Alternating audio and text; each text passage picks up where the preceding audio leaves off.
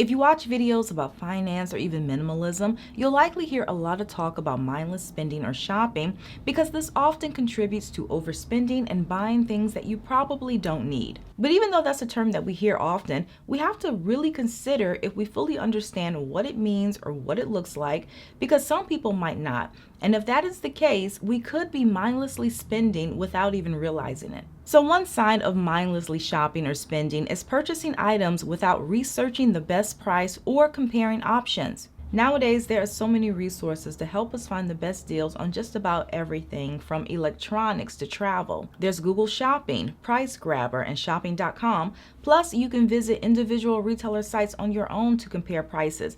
However, some people never take advantage of this help. Just about everything is more expensive nowadays, and researching the best price can help you make more informed purchasing decisions, and you're able to get the most value for your money. Research can also help you avoid buyer's remorse, and you're able to develop healthier spending habits. So one thing you can do if you want to be more mindful in this area, before making select purchases, maybe before buying electronics or pricier items, ask yourself a simple question.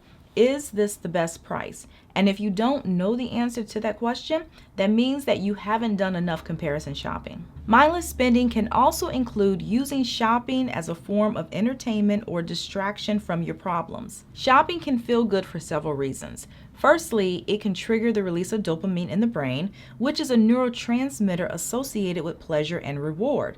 So when you shop, you might experience a sense of excitement or anticipation that can lead to pleasure or satisfaction. And because there's the feeling of excitement and pleasure, it can also provide a temporary escape from negative emotions, which explains why so many people will use it as a distraction.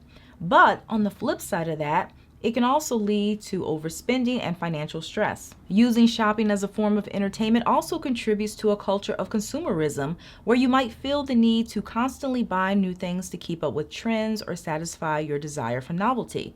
This behavior can then lead to a cycle of consumption where you accumulate more and more possessions without experiencing any lasting satisfaction or fulfillment.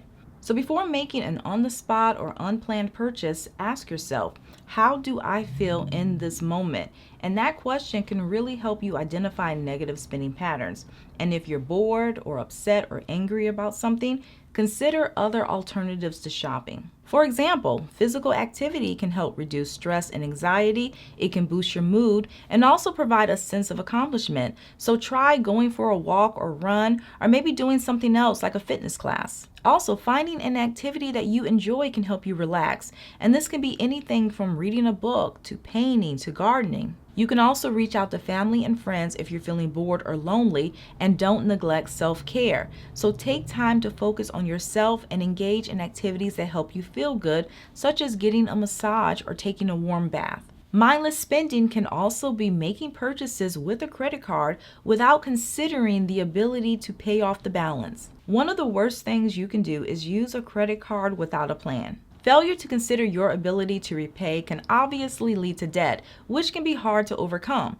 And if you use credit cards to make purchases that you can't afford, you'll pay interest charges that can add up quickly over time, which can make it even harder to pay off the balance. And this isn't an attack on credit cards, because they do have their benefits. However, it is important to use them responsibly and within your means, and this involves only charging what you can afford to pay off and making payments on time to avoid penalties. And to use credit cards more mindfully, one thing that you can do is set a monthly spend limit that's based on what you can realistically afford to pay off each month. And when it comes to using a credit card, personally, I don't like to rely on future money, because I've gotten myself into trouble more times than I can count by doing this. So before pulling out your card, ask yourself, do I have money in my bank account right now to immediately pay off that charge?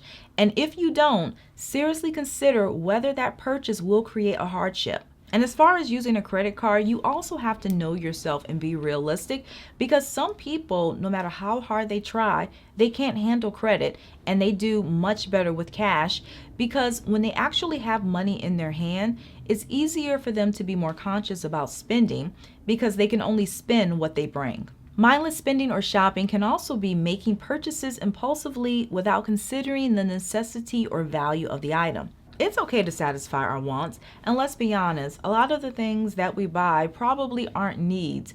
We don't always need a new pair of shoes or a new TV, but it's something that we want, we work hard, and if we can afford it, it's okay. But even if you are able to afford something, you still want to avoid impulse purchases, which are unplanned and spontaneous buys that are often driven by emotions and excitement. And with impulse buying, obviously there's the risk of overspending, but that's not the only danger. It's also harmful because when you're making these on the spot, spontaneous buys, you're not really allowing yourself time to think about the purchase. So you're not considering whether you already have something similar, you're not considering whether you actually need the item, and you're not taking into consideration how that purchase is going to affect your finances down the road. You see it, you like it, you want it, and you have to buy it. But the problem with that approach is that the excitement that we have for an item in a moment, it can die pretty quickly. And it might not happen that day. It can happen down the road, maybe weeks or months later. So as you look back, you might question your decision to buy that item altogether. But had you paused for just 2 minutes while you were in that store, you could have considered the entire picture and then possibly avoided the purchase altogether. And when it comes to avoiding impulse purchases, I always recommend the 24-hour rule. But in all honesty, you probably don't have to wait that long, because I've learned from experience that once I've left the store, the item, it does become out of sight, out of mind, and after 5 minutes, I'm usually not even thinking about it anymore. Mindless spending and shopping can also be buying items just because they're on sale. Keep in mind that a sale or coupon is only a good deal if you're using the discount to get something you were already planning to buy. It doesn't matter if it's 25% off, 50% off, or even 70% off. If you take advantage of a retailer sale and you spend money that you had no intentions of spending in the first place, I know this might be a hard concept for some people to grasp, but at the end of the day, you are not saving money. So it's so important to be mindful about sales and promotions, because the idea is to hook you and lure you in so you can spend money. And you can do this by asking yourself a few honest questions. For example, are you buying the item because you need it or because it's on sale? Also, when did you first consider buying the item? Now, if you thought about this item a few days ago or maybe a few weeks ago, taking advantage of the sale might make sense. But if you didn't give this item any thought until you saw a sale, it might be better to allow yourself a cooling off period to consider whether you actually want it or need it. Along with asking yourself questions, you can also avoid mindless spending by creating a shopping list. So before heading out, make a list of all the things that you need. Also, determine how much you can allocate to discretionary purchases and stick to that budget. It also helps to identify your triggers. So think about what prompts you to make mindless purchases, such as stress, boredom, peer pressure.